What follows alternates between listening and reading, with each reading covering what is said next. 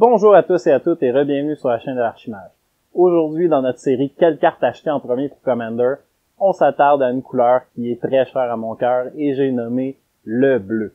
Par contre, aujourd'hui, on va pas parler de contresorts puisque j'ai prévu une vidéo pour ça la semaine prochaine qui va parler des contresorts en particulier. Et attachez-vous bien parce que il y en a beaucoup que j'ai à vous recommander. La liste est déjà prête et elle est très excitante. J'aime mieux vous le dire tout de suite. Alors, sans plus attendre, on va sortir le choix le plus évident de la liste tout de suite. Je vous ferai pas l'embiner avec ça plus que ça, et j'ai nommé Cyclonic Rift, une véritable icône de notre format qui va être habituellement utilisée pour son coup Overload, de 7 de mana, 1 bleu et 6 mana génériques, ce qui va vous permettre de renvoyer tous les permanents non-terrains dans les mains de vos adversaires, ce qui va vous mettre dans une position de maître à l'intérieur de la partie et qui va habituellement vous permettre de la boucler très rapidement et de sécuriser la victoire.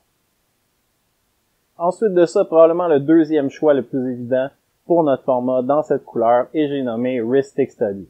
Rhystic Study, qui pour 1 mana bleu et 2 mana génériques, va vous permettre de poser la fameuse question à vos adversaires à toutes les fois où ils vont lancer un sort. Est-ce que tu vas payer un supplémentaire pour ça, ou est-ce que je pige une carte?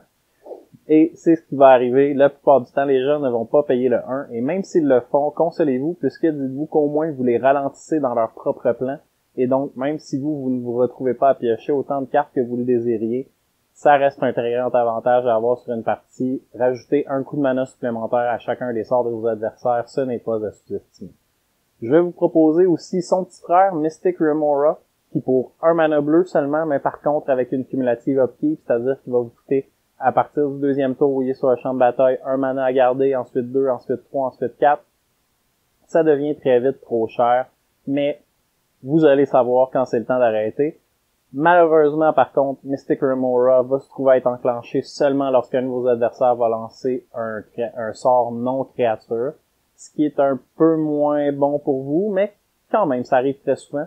Et là, si c'est rare que les gens payent pour Rhystic Study, j'ai jamais vu personne payer pour Mystic Remora, puisque à ce moment-là, ils vont devoir payer 4 mana génériques pour vous empêcher de piger une carte, et c'est vraiment pas un échange que la plupart des gens sont prêts à faire. Je dis pas que c'est impossible, je dis juste que c'est très très improbable.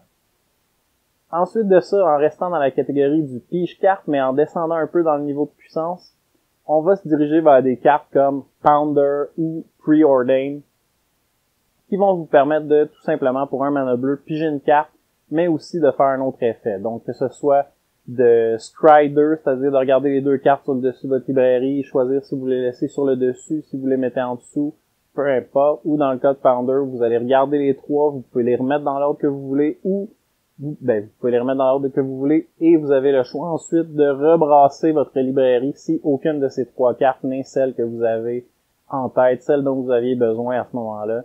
Ça peut être excellent, ça peut vous permettre de filtrer votre deck, ça va vous permettre d'échanger une carte pour une carte, et de décider un peu pourquoi vous allez échanger cette carte. Donc, c'est très bon, ce sont des effets qui n'ont pas un énorme impact sur la partie au premier abord, mais on sous-estime trop souvent leur effet et ça peut être quelque chose qui va faire toute la différence dans la qualité des cartes que vous allez avoir au courant de cette partie.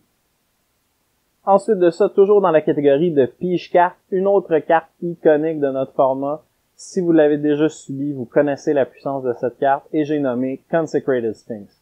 Consecrated Sphinx qui va vous coûter 2 mana bleus et 4 mana génériques à mettre sur le champ de bataille, mais qui le vaut amplement, puisque à chaque fois où un de vos adversaires va piger une carte, et non pas seulement la première carte qui va piger au début de son tour. Donc si vous avez un adversaire qui a un engin de pige sur le champ de bataille, vous venez de retourner cet engin magnifique contre lui, puisqu'à chaque fois qu'un de vos adversaires va piger une carte, vous allez avoir l'option d'en piger 2. Donc, vous rendez, bref, leur engin de pige 2 fois meilleur pour vous que pour eux. Et sinon, dans le pire des cas, vous allez piger 6 cartes par tour de table.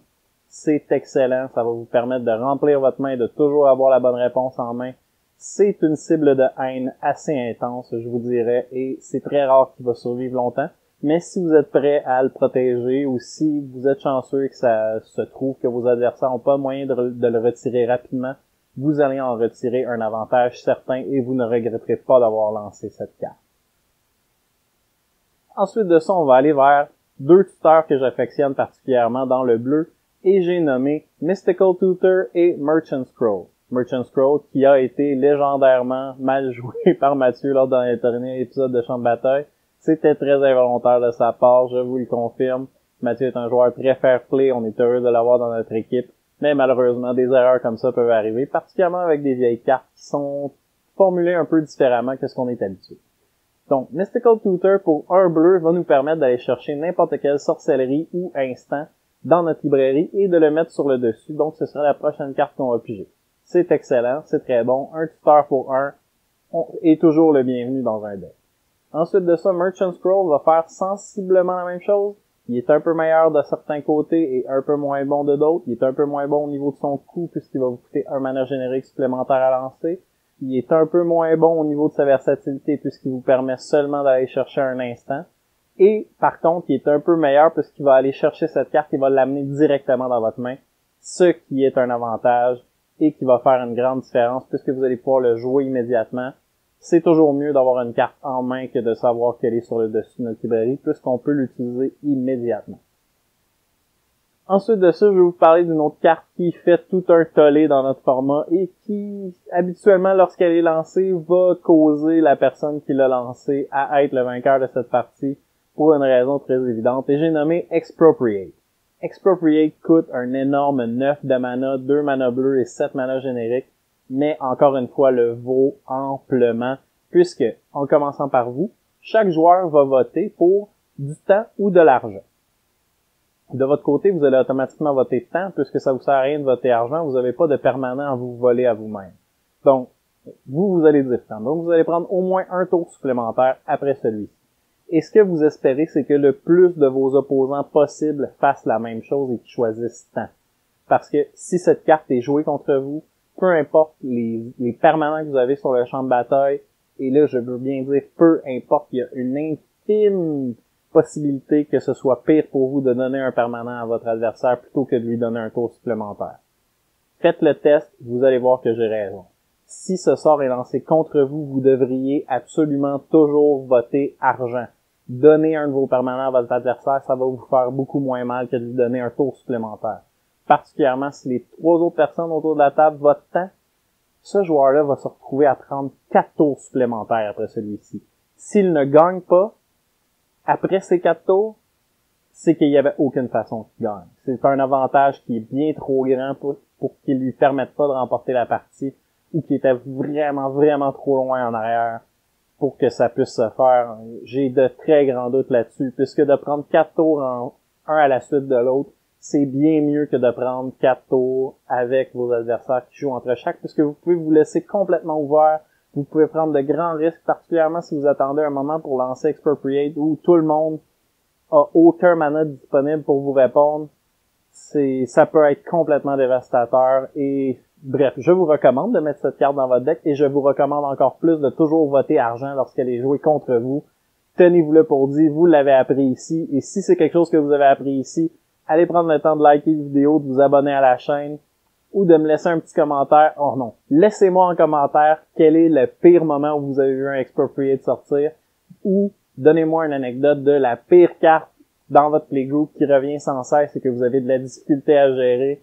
Je verrai ce que je peux faire pour vous donner un coup de main là-dessus, ça me fera grand plaisir. Et pour la dernière carte de cette vidéo, on va parler d'une carte qui va vous aider à être beaucoup plus versatile dans votre deck en tant que joueur bleu, particulièrement si vous êtes mono bleu. Si vous jouez bleu en combinaison avec une autre couleur, vous allez avoir probablement d'autres options qui vont vous permettre de faire des effets similaires, mais ça reste toujours une très bonne carte à avoir dans votre arsenal. Et j'ai nommé Pungify. Pungify qui va vous permettre pour un mana bleu, un simple mana bleu, de détruire un permanent non-terrain d'un adversaire et de lui faire mettre un singe 3/3 sur le champ de bataille à la place. C'est excellent et ça vous permet de gérer des menaces que vous n'êtes pas en mesure de gérer habituellement dans le bleu, autrement que de peut-être les renvoyer dans les mains de votre adversaire, mais on connaît le problème avec ça, c'est une menace qui va revenir constamment une fois en arrière de l'autre. Et donc parfois on a simplement besoin d'éliminer une menace de façon permanente et c'est ce que Pungify fait. Et c'est ce qui fait que c'est une très très bonne carte à ajouter dans votre collection de Commander si vous appréciez, tout comme moi, la couleur bleue. Et si vous avez apprécié cette vidéo, n'hésitez pas à aller l'aimer, à aller me laisser un petit commentaire pour me donner vos commentaires justement, me donner votre appréciation, Même des critiques constructives sont bienvenues puisqu'on cherche toujours à améliorer notre contenu. Et finalement, la chose qui nous aide le plus, partagez cette vidéo avec vos amis. Ça me fait toujours chaud au cœur de voir de nouveaux membres arriver dans notre communauté. On est aujourd'hui, au moment de tourner cette vidéo, à 335 abonnés sur la chaîne déjà après à peine 2 mois d'existence. Je suis choyé de vous avoir comme communauté. Vous semblez vraiment aimer le contenu qu'on vous apporte et ça nous garde motivés à constamment l'améliorer pour vous. Et sur ce, je vous dis à la prochaine.